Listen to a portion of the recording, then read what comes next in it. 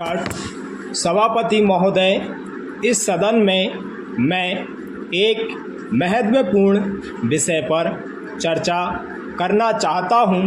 मेरे सब सदस्य इस बात से अच्छी तरह से परिचित हैं कि आज देश की सामान्य स्थिति ठीक नहीं है।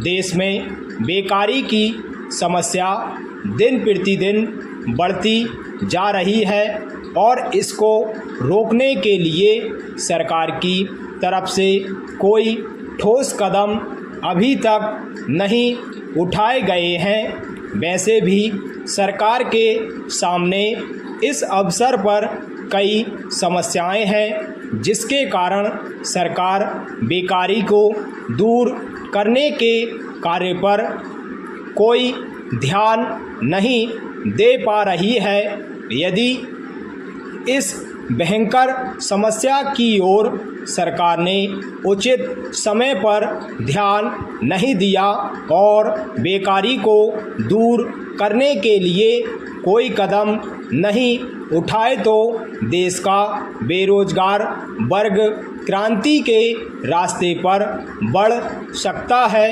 और यदि वास्तव में देश में इस प्रकार से बेरोजगारी के विरुद्ध क्रांति हुई तो सरकार को बहुत बड़ी समस्या का सामना करना पड़ सकता है। अतः मेरा सुझाव है कि सरकार को जल्द से जल्द इस समस्या की ओर ध्यान देना चाहिए। बेरोजगार वर्ग के लिए ऐसा निश्चित कार्यक्रम बनाना चाहिए कि वे समय पर अपनी योग्यता के अनुसार रोजगार प्राप्त कर सकें। यदि सरकारी सेवाओं में सभी शिक्षित बेरोजगारों को स्थान नहीं मिल पाता है तो उनके लिए कुटीर और लघु उद्योग स्थापित करके काम के अवसर दिए जाने चाहिए। यही नहीं, शिक्षा प्रणाली में भी उचित परिवर्तन करने की आवश्यकता है।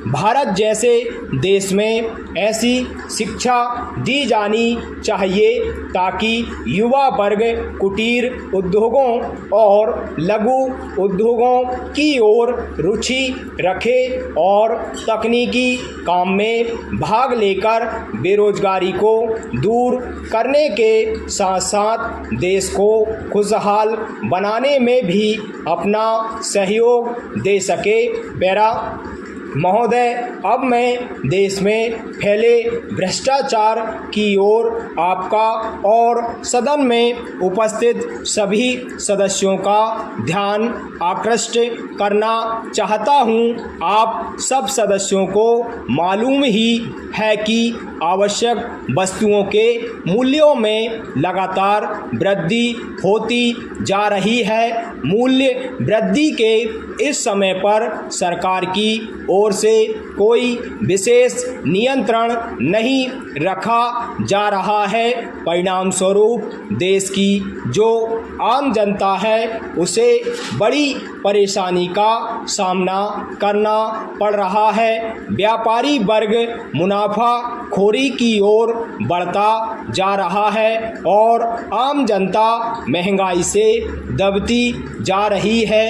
यही नहीं, लोगों के पास आवश्यक वस्तुओं को खरीदने के लिए भी पैसा नहीं है। गरीब लोग अनाज के अभाव में भूखे मर रहे हैं।